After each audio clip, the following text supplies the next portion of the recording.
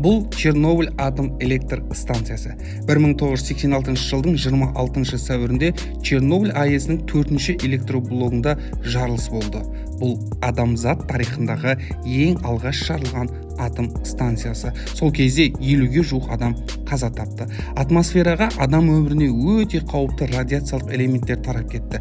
Осының салдарынан Чернобыль қаласының 10 мыңнан аса тұрғыны өз үйлерін тастап оқшауланады. Ал бұл Жапониядағы Фукусима қаласы.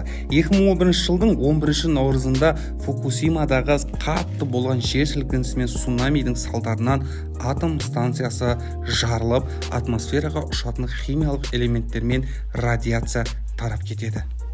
Әлемді дүр сілкіндірген бұл оқиғадан кейін Фукусимадан 160 мыңға жуық тұрғын басқа қалаға радиациядан сақтану мақсатында оқшауланып көшіріледі. Әлемді дүр сілкіндірген осындай атом электростанцияларының жарылысынан кейін державалық мемлекеттер АЭС-тің тиімді жұмыстарына күмән келтіре бастады. Амансыздар ма, құрметті көрермендер? 2024 жылдың 6 қазанында Қазақстанда үлкен референдум өткелі жатыр. Ол референдумның басты мақсаты Қазақстанға атом электр станциясы керек пе, керек емес пе деген сұрақты нақтылайды. Жалпы атом электр станциясы дегеніміз не? Оның біздің экономикаға берер пайдасы қандай және зияны да қандай? Осы видеода біз бүгін атом электр станциясы туралы толық ақпаратты айтып жеткізетін боламыз. Видео пайдалы, қызықты болатын болса, арнаға тіркеліп, лайк басып, қолдау білдіріп қойыңыздар. Жер бетінде тіршілік пайда болғалы бері адамдар энергияны ағып тұрған судан, жанып тұрған оттан немесе желдің күшінен іздей бастады. Заман дамып, ғылым алға қарай жылжи бастаған кезде жер бетінде адамдар да көбейе бастады. Ал адамдардың көптігі көп энергияны талап ететіні бәрімізге белгілі дүние. Әлемде 1950 жылға дейін мыңдаған соғыстар болып келді. Ал сол соғыстарға тоқтау қойған атом бомбасы болатын. Жапонияға тастаған 2 атом бомбасынан кейін ақш мемлекеті өзінде атом электр станциясына эксперимент жасай бастады. Ал ең алғаш атом электр станциясы Кеңес одағында 1954 жылы іске қосылған. Атом электр станциясы дегеніміз ядролық қондырғы, яғни электр энергиясын өндіретін станция. АЭС-те бір-біріне байланысты 3 маңызды фактор болады. Ядролық энергия жылу энергиясына айналса, ал жылу энергиясынан механикалық энергия пайда болады. Содан бастап электр энергия таратылады. Ал енді елестетіп көріңіздерші, әлемдегі 31 мемлекеттегі 448 атом электр станциясы бірден қызметтен шығып жарамай қалды. Ол кезде не болады?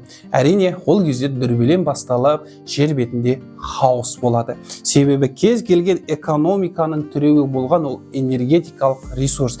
Яғни энергия болмаса, әлем экономикалық дағдарысқа ұшырайды. Себебі біздің пайдаланып отырған күнделікті электр қуат көздері жұмыссыз қалады, интернет, байланыс қызметтері, телефон қызметтері, больница, бизнес, мектептер, завод, фабрика, аэропорт, вокзал, ЖД вокзал барлығы істен шығып жарамсыз қалады. Және адамдарға ең керекті ресурс болмағандықтан кейін адамдар безіп кетеді шынымен де.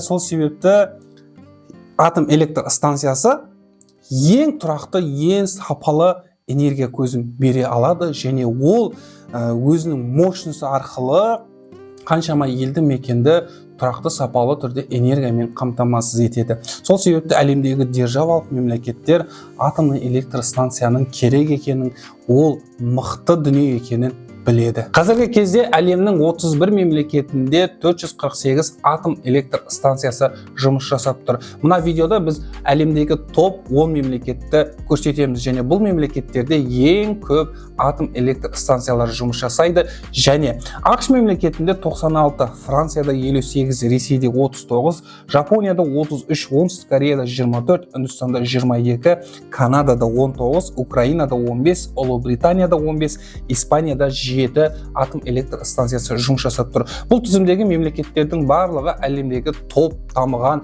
50 елдердің қатарына кіреді десек те болады. Құрметті көрермендер, 6 қазаннан кейін референдум біткен соң Қазақстанда атом электр станциясы салына ма, салынбай ма, бәрімізге белгілі болады. Мен қазір Қазақстанда салынатын атом электр станциясының бізге берер пайдасымен және зияны туралы өз ойымды айтып бөлісіп көрейін. Жалпы Қазақстанда атом электр станциясын салу Кеңес одағының кезінде Балқаш көлінің қасында салуды жоспарлаған екен. Бірақ бұл тақырыпқа аса қатты көңіл бөлмегендіктен жабулы күйінде қалып кетеді. 1990 жылдардан кейін бұл тақырып актуалды бола бастайды. Алайда еліміздегі жылу электр станцияларының баршылығының салдарынан біз атом электр станциясын салуын тоқтатып қоямыз. Себебі неге? Өйткені өзімізде көмір жеткілікті, көмірді аламыз да жылу энергиясын жағу арқылы біз өзімізге керекті энергияны ала береміз. Бірақ 2010 жылғы статистикаға көз жүгіртетін болсақ, Қазақстан сырттан 6 миллиард киловатт электр энергиясын тасымалдаған екен. Және негізгі тасымалдаушы мемлекеттер Ресей мен Қырғызстан болыпты. Уақыт өте келе біз өзімізге атом электр станциясын салуды жоспарлап отырмыз және 6 қазандағы болатын референдум осының нәтижесін береді деген ойдамыз. Қазақстандағы көптеген эксперттердің айтуы бойынша, егер де біздің өз атом станциясы болатын болса, бізде электр энергиясының бағасы тұрақты болады дейді. Себебі жыл өткен сайын электр энергиясының бағасы күрт қымбаттап жатыр. Ал қуат көздерінің қымбаттауы басқа да коммунал қызметтерінің қымбаттауына әкеліп соқтырады. Қазақстандағы жылу электр станцияларының жағдайы бәрімізге белгілі. Олар өйткені ескі, Кеңес одағынан бері пайдаланып келе жатыр және Қазақстанда қыс келе қалса болды, жылу электр станциялары істен шығып жұмысқа жарамай қалады, сосын оны жөндеп жатады.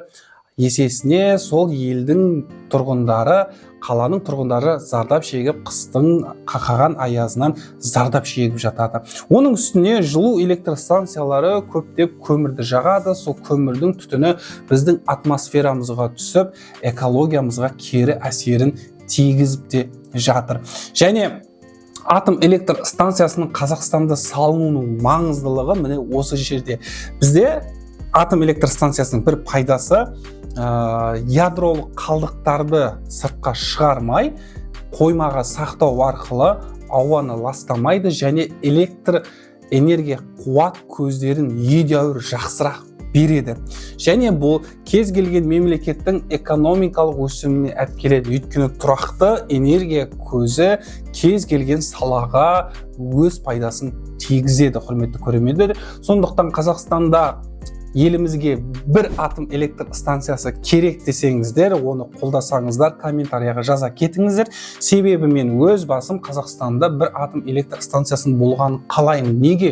Өйткені әлемде дамыған мемлекеттердің барлығында өз алдында атом электр станциясы бар. Себебі олар ақымақ емес қой, атом электр станциясының қандай пайдасы бар екенін біледі.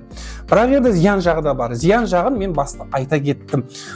Чернобыльде, жаңа Фукусимада болған жарылыстың салдарынан сол атом электр станциясы орналасқан елді мекен оқшауланып, ешқандай адамдарды кіргізбей қойды және радиация әжептәуір қашықтықта елді мекендерге тарап кетуі мүмкін. Оның минус жері осы жерде. Бірақ та МАГАТЭ-нің айтуы бойынша, МАГАТЭ деген ұйым Қазақстанда салынатын атом электр станциясы бақылауда болады және оны шетелдік компаниялар салады. Қазақстан үкіметі айтқандай, сол атом электр станциясын салуға керекті жабдықтарды, жаңа химиялық құралдардың барлығын Қытайдан, Ресейден, Оңтүстік Кореядан алдыртатынын айтты және ешқандай коррупцияға жол жоқ, атом электр станциясы сапалы түрде салыну керек делінді. Менің ойымша, атом электр станциясы біреу болсын, екеу болсын біздің елімізге өте қажетті деп ойлаймын. Құрметті көрермендер, мен атом электр станциясы туралы қарапайым тілде, ауызекі тілде сіздерге айтып жеткізуге түсіндіріп көрдім. Егер түсінген болсаңыздар, ұққан болсаңыздар, комментарияға жазып пікір қалдырыңыздар және 6 қазан күн болатын референдумға қатысып өз дауыстарыңызды беріп келіңіздер. Себебі елімізде болып жатқан кез келген бір жағдайға бей-жай қарамауға тырысыңыздар. Аман, сау болыңыздар, құрметті менің көрермендерім. Бір атом электр станциясы салынса дұрыс қой. Жақсы нәрсе, инновация болды бір жағынан.